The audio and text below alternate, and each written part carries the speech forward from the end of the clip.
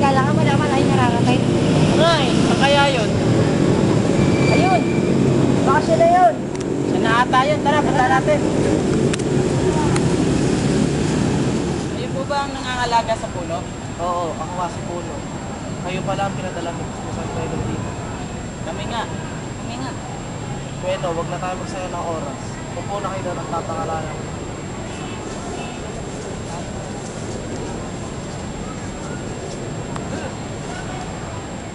Ang mga puno ay yaman, proteksyon ng ating bayan, balanse ng kalikasan, tuluyan ng alaman.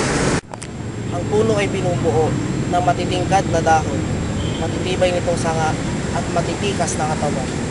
Ang bawat parte ng puno ay yaman ng mga tao, tumutong sa pag-ahon sa haba nitong panahon. Sa pag-usad ng panahon, mga puno'y naglalaki, ibalik ang ating yaman kasi ang buhay ng tao. Iba't ibang kabundukan, kagandahay nawawalan, kaya dapat ipaglaban para sa ating kaunlaran. Ang pagmamahal sa puno ay ating ipagpalago. Ito ay isang pagbabago sa ating mahal na mundo. Ang henerasyong parating ay atin niyang pasapitin, ng ligayang hatid sa atin ng sariling punong atin. Huwag ipawalang bahala, mga puno'y nawawala. Ito ay ating pag-asa sa liwanag ng pag-asa. Ito ang aking tula na pinamagatang puno. Uy! Sigising kayo! Ganda! Ganda pala. Ganda. Huwag na kayo magsaya ng oras. Pumunta na kayo sa dakong paron at matatagpuan nyo ang ilog na pinanggalingan ng manisan at makikita nyo doon ang nakakalaga ng Ah, Tara na. salamat po ulit sa payo nyo. Oo.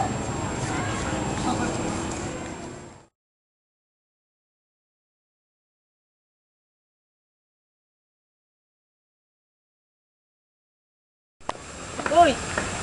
Isa tong cottage. Pwede tayo magpahinga muna. Ha? Pahinga muna tayo. Tara! Napagod na rin ako.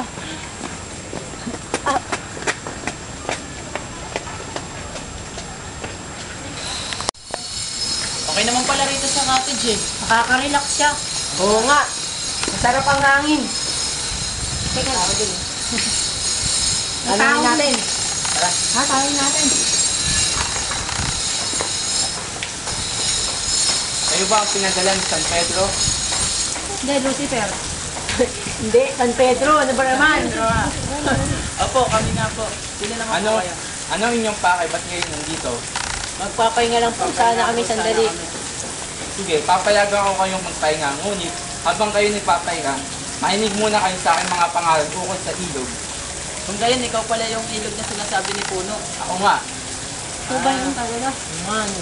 Tara, upo Ano, na tayo. tara. May kinig Siya na nga kami yung sa'yo. siya nga yung Tara, upo tayo po.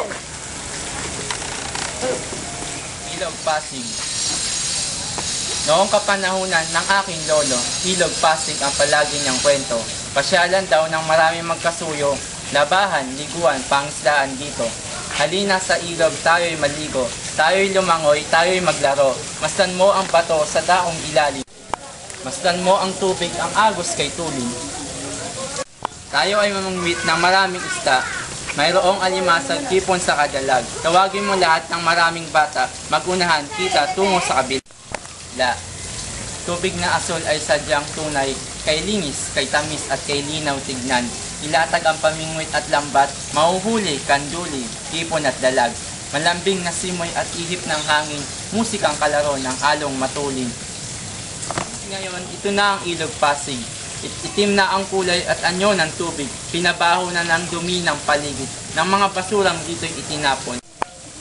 Mga kanduli, dalag at talimusak, paano pa nga ba sila mabubuhay sa burak? Paano pa ba ito papasyalan kung ginawa na nating basurahan? Ito ba ang kapalit ng kaunlaran? Pinapatay natin pati kalikasan. Ano pa ang daratnan ng kinabukasan ng mga batang isisilang pa lamang? Hoy! Ang gusto niyo ba ang aking tula? Oo, maganda, maganda. Maganda. Mabuti naman. At ngayon, napakinggan ninyo ang aking pangaral. At kayo'y nakapahinga na, maaari na kayong pumunta sa daong paroroon.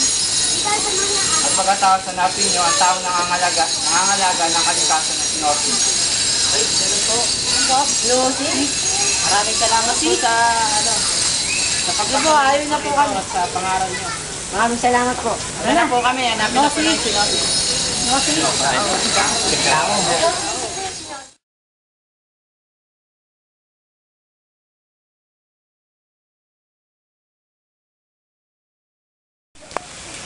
Saan na nga ba tayo?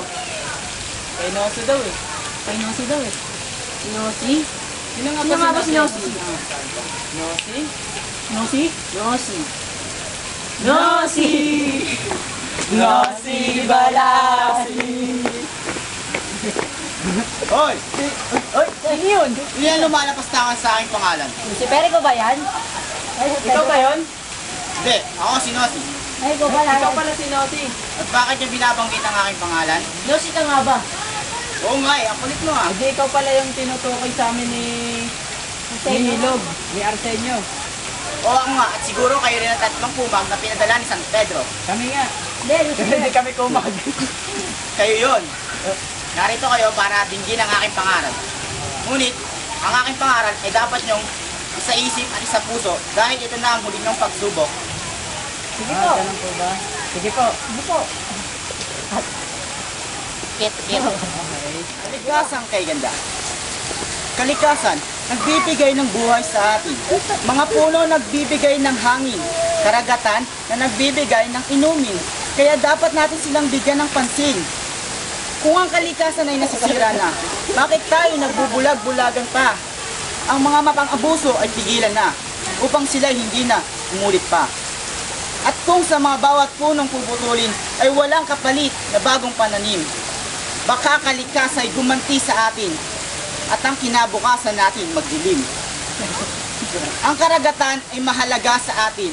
Dito nanggagaling ang ating pagkain, kaya mahalagang alagaan natin.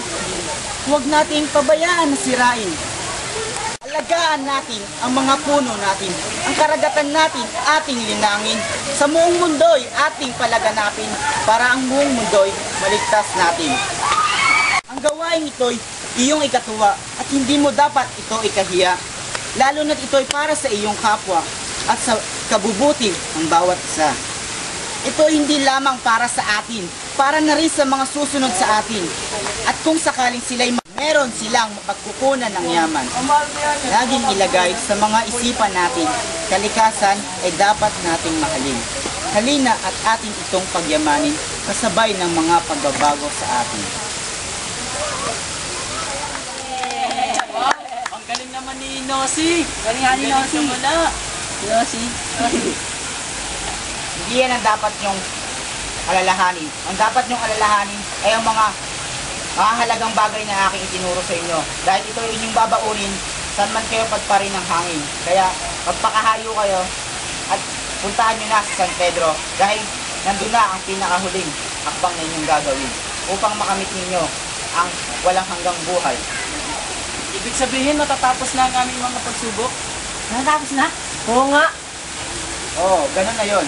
Kailangan na lang ninyong kausapin si San Pedro upang ibigay niya sa inyo ang pinakahuling pagsubok na dapat nyong gawin. Sa wakas, makakatuntong na rin tayo ng langit. Oo nga. Oo nga.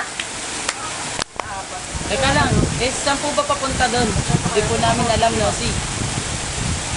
Ang patungo doon sa kalangitan ay itong daanan. Tunguin niyo ang landas na ito at sa kabubatan, kung kayo makakita ng kalabaw, nandun na ang daanan. Ganun po ba?